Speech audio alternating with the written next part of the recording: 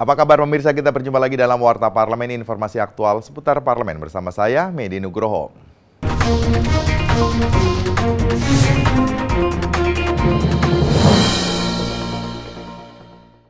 Terkait prediksi wajar dengan pengecualian atau WDP yang dikeluarkan BPK dan BPKP atas laporan keuangan sejumlah daerah di Provinsi Bengkulu, Komisi 11 DPR RI mendesak Kementerian Keuangan Provinsi Bengkulu bersama dengan pemerintah daerah untuk bersinergi meningkatkan kualitas transparansi penggunaan anggaran di Provinsi Bengkulu. Komisi 11 DPR RI mendesak Kementerian Keuangan Provinsi Bengkulu bersama dengan pemerintah daerah untuk bersinergi dalam meningkatkan kualitas transparansi penggunaan anggaran di Provinsi Bengkulu. Wakil Ketua Komisi 11 DPR RI Marwan Cik Ahsan mengkritisi terus menurunnya jumlah daerah yang mendapat predikat wajar tanpa pengecualian selama 3 tahun terakhir. Menurut Marwan, menurunnya daerah yang mendapat predikat wajar tanpa pengecualian disebabkan masih kurangnya pelatihan yang menyeluruh di kantor-kantor pemerintahan daerah terkait dengan pengelolaan dana desa. Terima WTP itu kan 3 tahun terakhir ini terus menurun.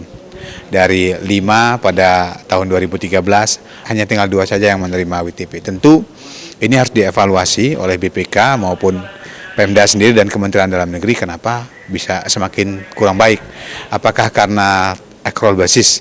Kalau dia benar accrual basis ini kan sudah lama ditetapkan, kenapa tidak dilakukan semacam pelatihan atau persiapan yang memadai sehingga pemerintah daerah lebih siap untuk menerapkan sistem ini. Gitu.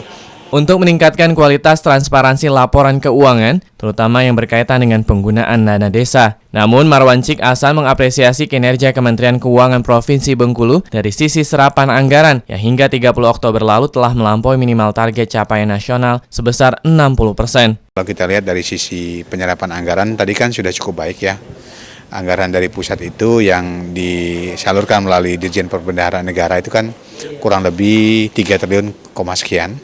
Dan per September itu kan serapannya itu kan sudah 67%. Artinya dari target capaian nasional yang menargetkan minimal 60% per bulan September ini kan berarti sudah cukup baik.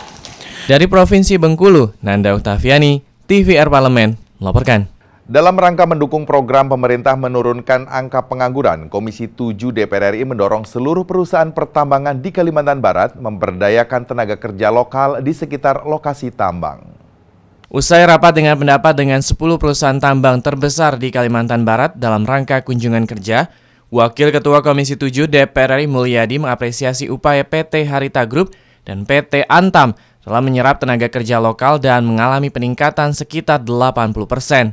Menurut Mulyadi, Komisi 7 DPR melihat masih banyak perusahaan pertambangan, termasuk di Kalimantan Barat, yang menggunakan tenaga kerja asing. Untuk itu, Komisi 7 DPR mendorong 10 perusahaan tambang terbesar di Kalimantan Barat untuk memberdayakan tenaga kerja lokal, baik dalam kegiatan eksplorasi maupun kegiatan pertambangan lainnya. Mudah-mudahan ke depan bisa lebih besar lagi, tapi kami tetap memberikan masukan agar lebih memperhatikan masyarakat yang ada di tempatnya.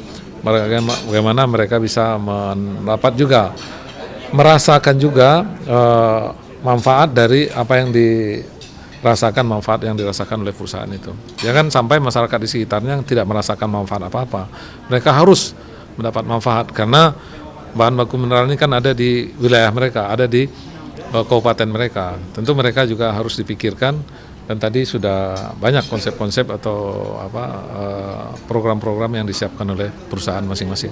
Sementara itu, anggota Komisi 7 DPR RI Aryo Joyo Hadikusumo mengkritisi pembangunan infrastruktur di Kalimantan Barat yang dinilai masih belum maksimal. Kondisi ini memberi dampak terhadap distribusi bahan bakar minyak atau BBM dan pasokan listrik. Akibatnya menghambat aktivitas perekonomian baik di sektor pertambangan maupun di tingkat masyarakat umum yang berdampak juga pada tingkat kesejahteraan masyarakat. Selain sembako juga penyediaan lapangan pekerjaan yang lebih berkelanjutan atau sustainable. Apabila dari sektor perkebunan bisa ya silakan, tetapi juga jangan lupa pembangunan infrastruktur supaya ya kalau masyarakat yang punya UKM bisa segera mengekspor bahan produksinya mereka. Jadi ya selalu banyak program pemerintah yang sudah bagus, tetapi ya tidak cukuplah peletakan batu pertama. Harus ada segera kelanjutannya dan segera penyelesaiannya.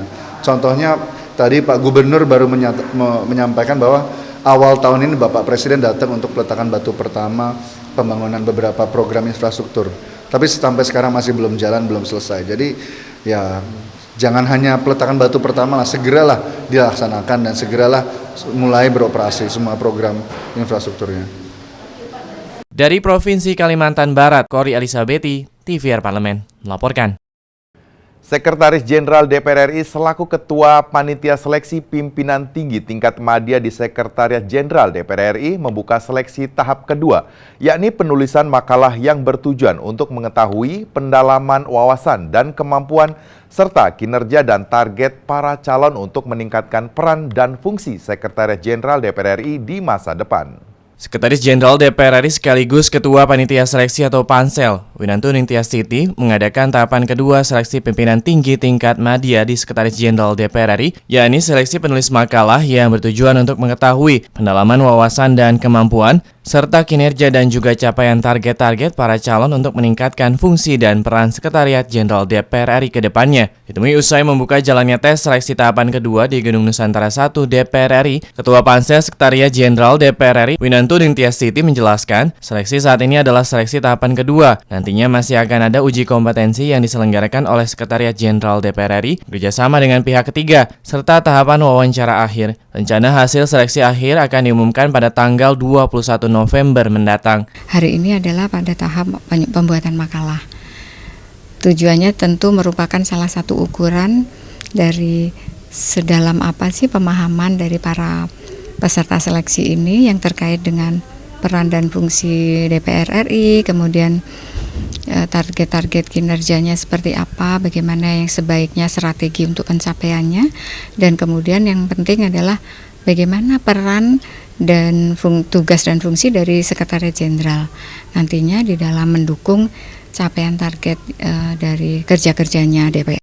Winanto Nintiastiti berharap agar seluruh tahapan dapat berjalan dengan lancar, tepat waktu, serta memiliki integritas. Menurutnya, pendaftaran yang berlangsung secara online mulai tanggal 17 Oktober hingga 31 Oktober 2016 ini diikuti oleh 16 orang dari berbagai lembaga maupun kementerian. Namun hanya ada 7 orang yang berhasil lulus ke tahapan selanjutnya, yaitu Mardian Umar, Setianta Nugraha, Karjono, Damayanti, Rahayu Setiawardani, Rudi Rohmansyah, dan Jaka Dwi Winarko. Dwi Ayu Lestari dan Arif, TVR Parlemen, melaporkan.